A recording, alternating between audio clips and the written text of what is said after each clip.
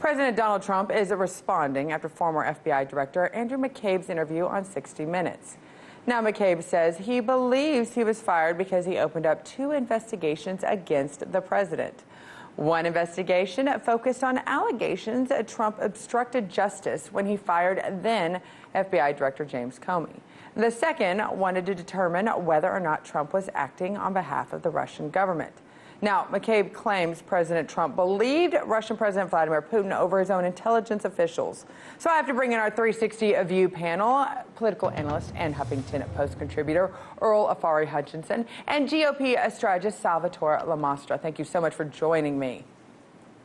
Thanks, Scottie. Okay, Sal, I got to start with you. What do you make of former acting FBI Director Andrew McCabe talking about the use of the 25th Amendment to replace President Trump behind his back amongst his cabinet? Yeah, well, you have to look at who this is coming from. I mean, there's no doubt that McCabe is a disgruntled former employee that was fired after an Inspector General report found him to be someone who is deceptive, doesn't follow protocol. So you have to look at this in 2 ways. If he's telling the truth, then Donald Trump is right to accuse this as treason. I mean, he's been through several mental and physical medical tests that say he's up to par for the job. Just because you don't like his politics, his way of doing things does not give you the right to do this. Especially his claim that 2 cabinet members were on board with it makes it a little sketchy. And you know, he was a man of deception. You can't think that everything in his book is going to be true and these claims are true. I mean, I was watching another network in the green room before I came on, network Donald Trump might say is fake news, and they were acting like everything in this book is a bombshell and completely true. And then when it's debunked, you know, 2 weeks from now, there's not going to be a word about it. So you have to look at this in both ways. Is this a man who is telling the truth or not? Well, that's it, telling the truth. That's something that we obviously takes a while to find out here in D.C., unfortunately. So, Earl, Lindsey Graham says this amounts to a bureaucratic coup. Do you think this is an effort by the opposition of Trump to essentially overthrow him or discredit him because they don't like his politics? Or is there more to it? Yeah, well, it could be more to it, but let's start with politics and probably end with politics and everything in between. I do agree.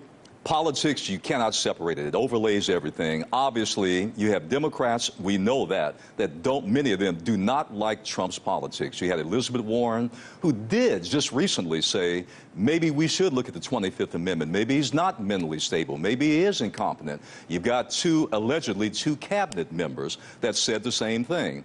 So when you really put it all together, you're really looking at a political attack on Trump. You know, there's legitimate disagreement politically, which is going to be on the table, but then there's also the personal attack. I separate the two. Basically, I think the political disagreements that many have with Trump, I think, are legitimate. The personal attacks, the mental instability, the 25th Amendment, I think you're reaching on that one.